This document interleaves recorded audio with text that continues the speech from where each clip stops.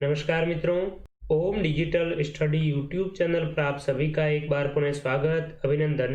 Rajasthan GK के इस test session में राजस्थान कर्मचारी चयन बोर्ड के द्वारा विगत परीक्षाओं में पूछे गए राजस्थान भूगोल, इतिहास, कला, संस्कृति के मोस्ट रिपीटेड 50 प्रश्नों पर एक टेस्ट के रूप में डिस्कस करेंगे। और इस सेशन का नेक्स्ट हमारा पेपर रहेगा कनिष्ठ अनुदेशक मैकेनिकल डीजल एग्जाम 2019 का, और ये दिसंबर 2019 में एग्जाम कर्मचारी चयन बोर्ड ने आयोजित करवाया था। तो आइए, आपका टेस्ट है वो स्टार्ट हो रहा है और 50 प्रश्न है इस टेस्ट में। 50 में से आप कितने प्रश्न सही कर पाते हैं और कितने गलत होते हैं, ये जब 50 प्रश्न पूरे हो जाए तब आपको कमेंट बॉक्स में बताना है। पहला प्रश्न है, कौन वागड़ के गांधी के नाम से प्रसिद्ध हैं? अर्जुन लाल सेठी, माणिक्य लाल वर्मा, भोगीलाल पंड्या, रामनारायण चौधरी।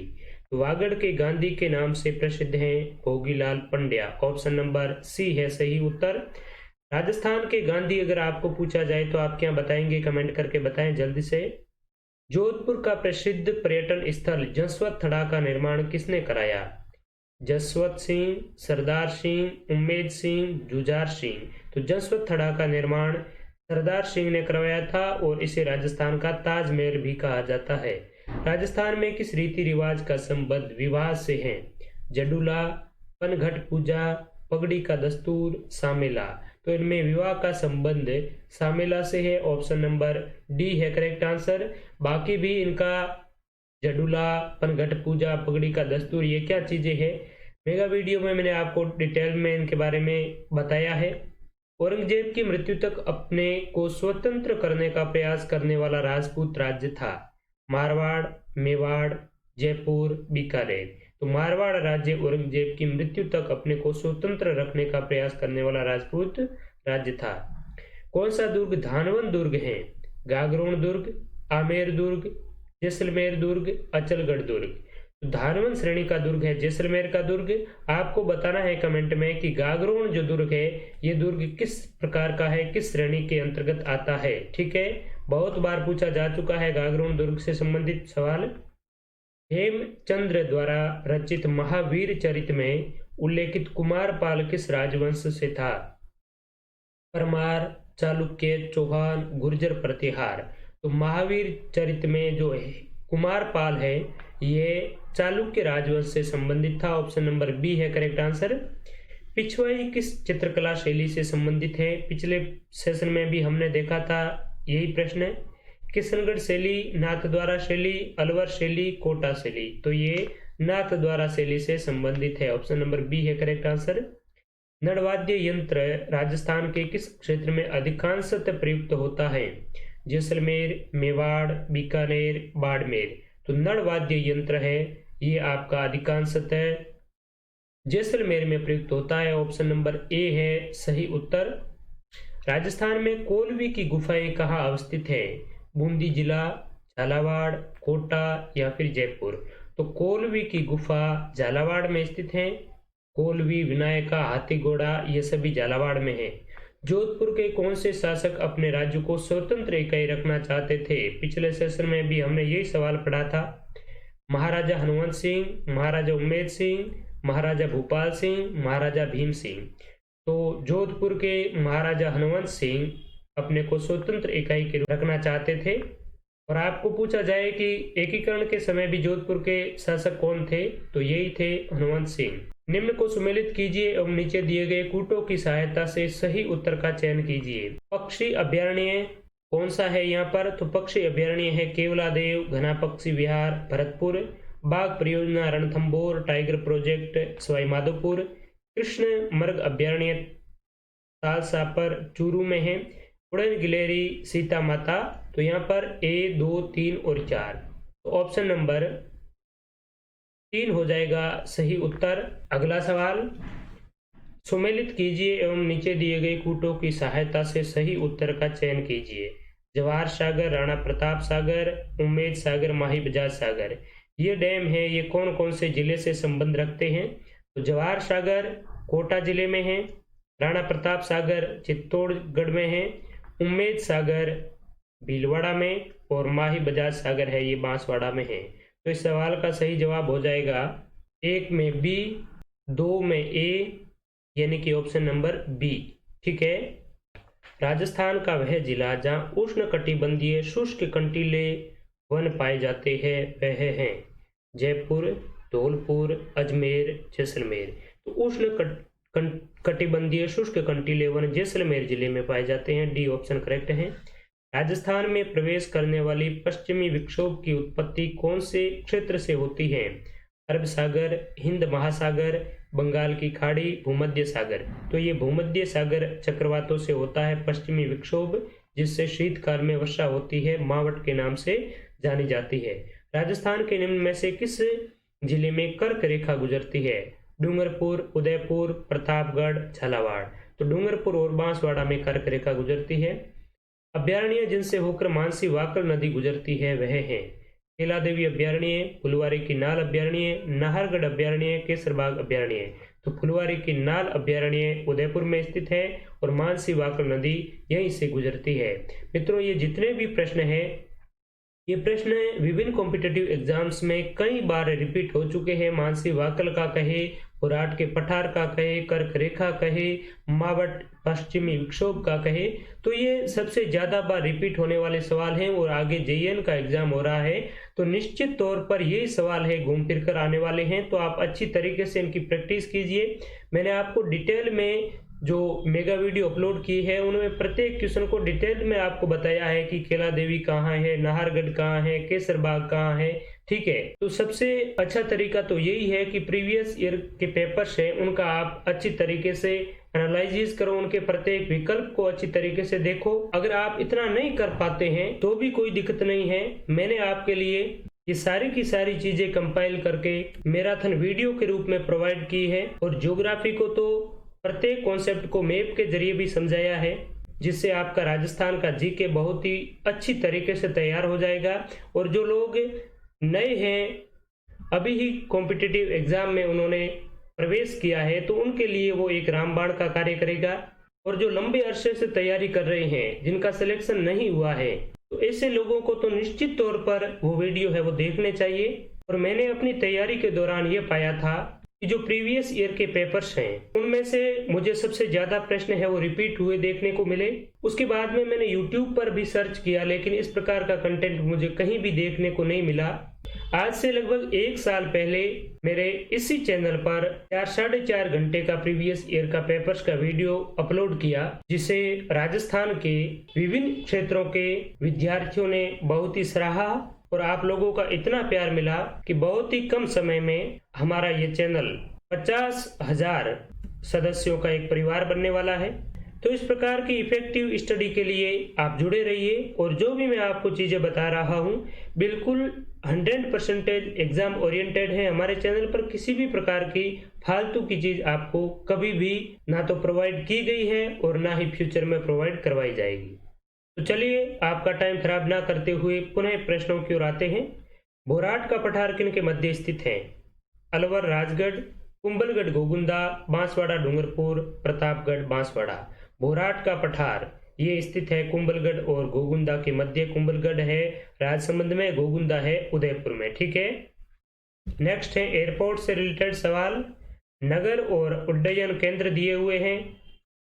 जयपुर में कौन सा है? उदयपुर, कोटा और जोधपुर। तो जयपुर में आपका सांगानेर हवाई अड्डा है। इसमें कौन सा सही नहीं है ये देखना है।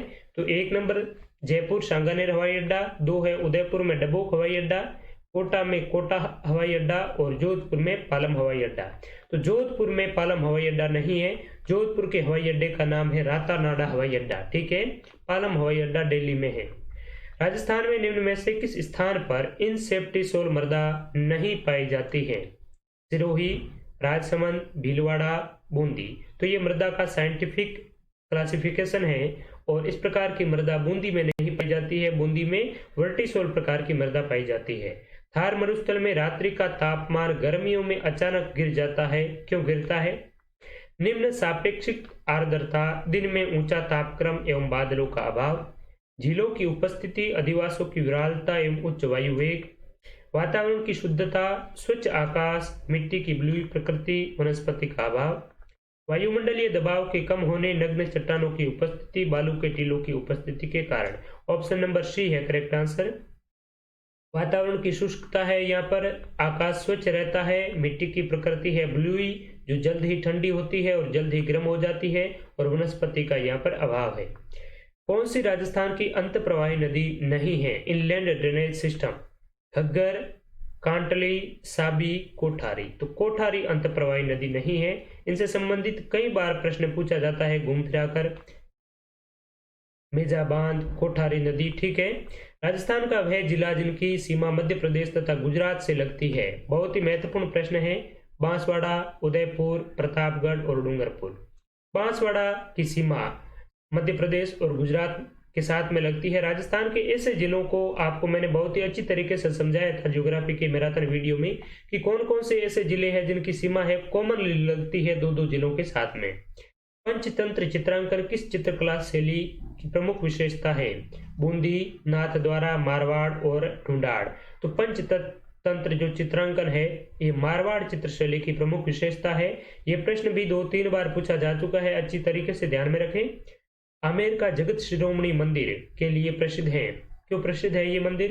कृष्ण की संगमरमर मूर्ति के लिए, कृष्ण के काले पत्थर की मूर्ति के लिए, कृष्ण के लाल पत्थर की मूर्ति या कृष्ण की चांदी की मूर्ति। तो आमेर का जगत शिरोमणि मंदिर है, ये कृष्ण के काले पत्थर की मूर्ति के लिए प्रसिद्ध है। और आपको बताना है कि जगत शिरोमणि मंदिर आमेर का निर्माता कौन है, इसका निर्माण है वो किसने करवाया। बहुत ही महत्वपूर्ण प्रश्न है, आपको सटीक और सही जवाब देना है। राजस्थान की किस सुपरिचित महिला ने कहा कि बिना आर्थिक मजबूती के राजनीतिक स्वतंत्रता का कोई अर्थ ही नहीं है?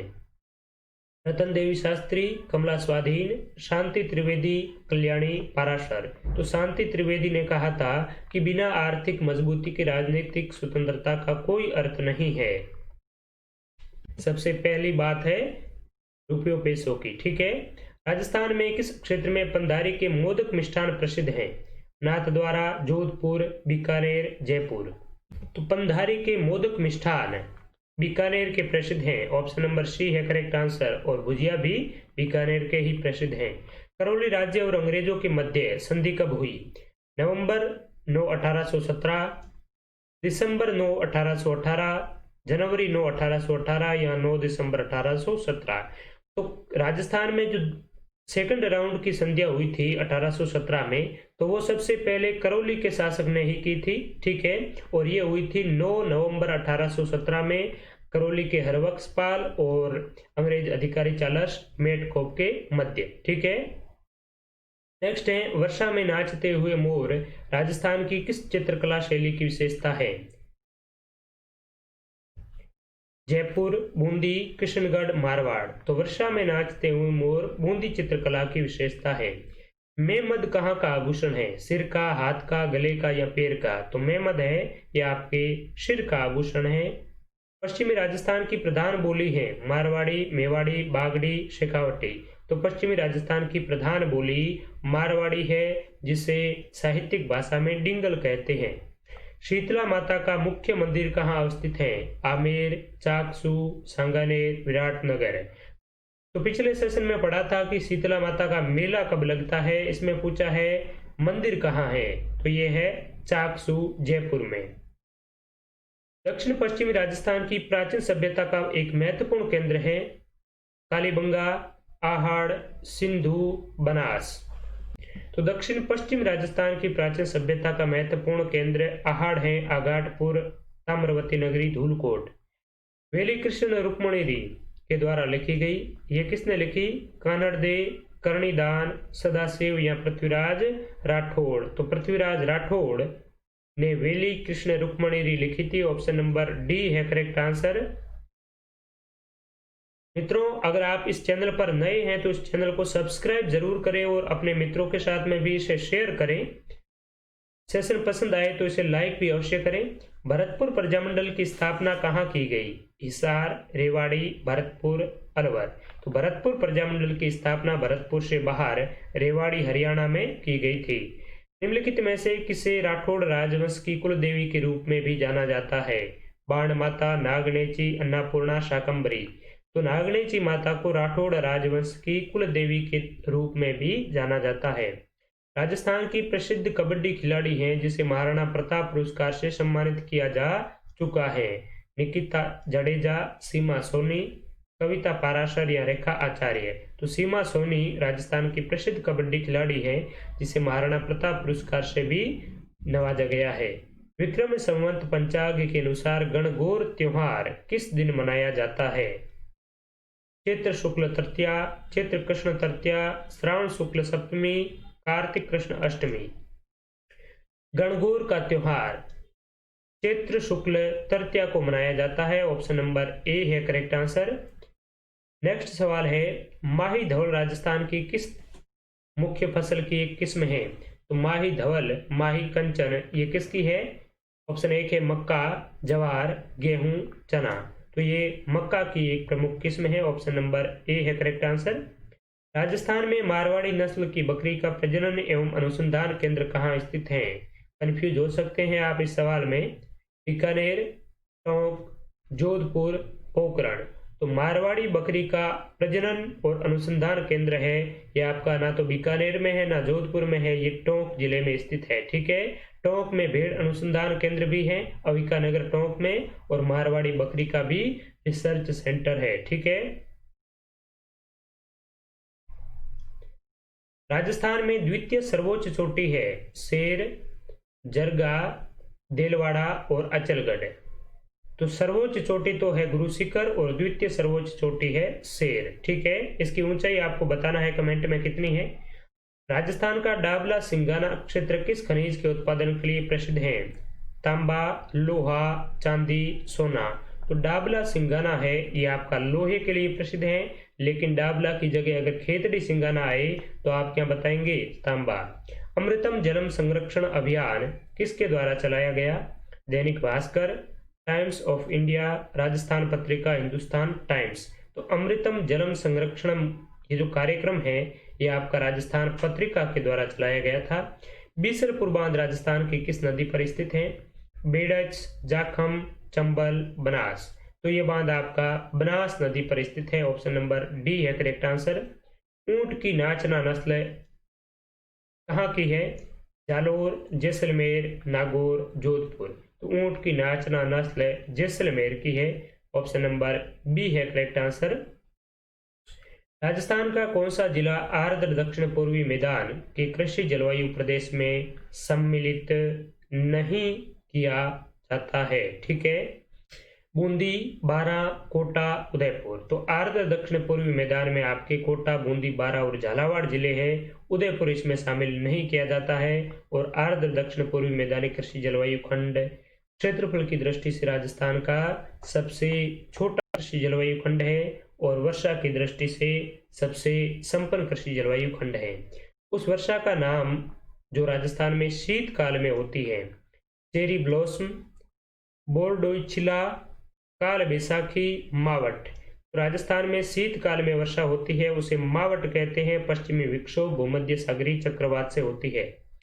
कौन से भाग में बांस वन पाए जाते हैं? पश्चिमी क्षेत्र, पूर्वी क्षेत्र, दक्षिणी क्षेत्र या फिर उत्तरी क्षेत्र। पिछले सेशन में पढ़ा था कि सबसे ज्यादा बांस कौन से जिले में पाए जाते हैं? प्रतापगढ़, उदयपुर इत्यादि ऑप्शन थे। उदयपुर हमने करेक्ट किया था। और यहाँ पर पूछा है रीजन, तो ये दक्षिणी क्षेत्र में बांस के वन है वो अधिक पाए जाते हैं। तो यही प्रश्न है, बार बार एक ही प्रकार के पूछे जा रहे हैं, थोड़ा सा रूप चेंज करके आपके सामने है वो प्रस्तुत कर रहे हैं। राजस्थान वानिकी एवं जैव विविधता परियोजना किसके द्वारा प्रायोजित है? विश्व व्यापार संगठन, विश्व bank, Japanese international cooperation agency, Asian development bank. तो राजस्थान वानिकी एवं जैव विविधता जो परियोजना है ये जापानीज इंटरनेशनल कोऑपरेशन एजेंसी यानी कि जीका के द्वारा प्रायोजित है। कौन सा एक कथन है जो सत्य है? केंद्रीय ऊंट प्रजनन एवं अनुसंधान संस्थान बीकानेर में है, केंद्रीय अश्व अनुसंधान केंद्र बारां में है, केंद्रीय गोधन प्रजनन केंद्र चित्तौड़गढ़ में है, केंद्रीय भेड़ प्रजनन केंद्र चूरू में है। तो यहाँ पर जो करेक्ट आंसर है ऑप्शन नंबर 1 है। और इस पूरे के पूरे पेपर में मैं ये मानता हूँ कि यही प्रश्न है वो थोड़ा सा लेवल वाला है, लेकिन फिर भी इसमें केंद्रीय ऊंट प्रजनन दे दिया तो ये तो सभी को पता है, बीकानेर में है जोहड़बीड़ बीकानेर में केंद्रीय ऊंट प्रजनन एवं अनुसंधान केंद्र है। ठीक है, अंतिम सवाल है, इंदिरा गांधी मुख्य नहर कहाँ तक विस्तृत की गई है? मसीतावली, मोहनगढ़, शाहगढ़, गड्रा रोड। इसमें काफी स्टूडेंट्स कंफ्यूज भी हो सकते हैं। इंदिरा गांधी मुख्य नहर वर्तमान में गड्रा रोड बाड़मेर तक एक्सटेंड की गई है। पहले ये मोहनगढ़ तक थी, लेकिन वर्तमान में आपको क्या ध्यान में रखना है, गड्रा रोड बाड़मेर। ठीक है, तो मित्रों इस सेशन में राजस्थान जीके के 50 प्रश्न है वो कंप्लीट हुए। आपको कमेंट करके बताना है कि 50 में से आपके कितने सही हुए। साथ ही आपको कमेंट में ये भी बताना है कि आपको ये मेरा प्रयास कैसा लगा। यूजफुल लगे तो अपने मित्रों के साथ शेयर अवश्य करें। चैनल को सब्सक्राइब नहीं किया है तो सब्सक्राइब करके पास में बेल का भी आपको आइकन मिलेगा, उस पर क्लिक कर सकते हैं। बाकी राजस्थान कर्मचारी चयन बोर्ड के संपूर्ण प्रीवियस ईयर पेपर्स की अगर आप पीडीएफ प्राप्त करना चाहें तो इसी वीडियो के डिस्क्रिप्शन में लिंक मिलेगी आपको, जहां पर क्लिक करके आप उसे डाउनलोड कर सकते हैं। वीडियो देखने के लिए आपका बहुत बहुत धन्यवाद। कल फिर मिलेंगे इसी प्रकार के महत्वपूर्ण प्रश्नों के साथ में। तब तक के लिए आप सभी का शुक्रिया। नमस्कार, जय हिंद।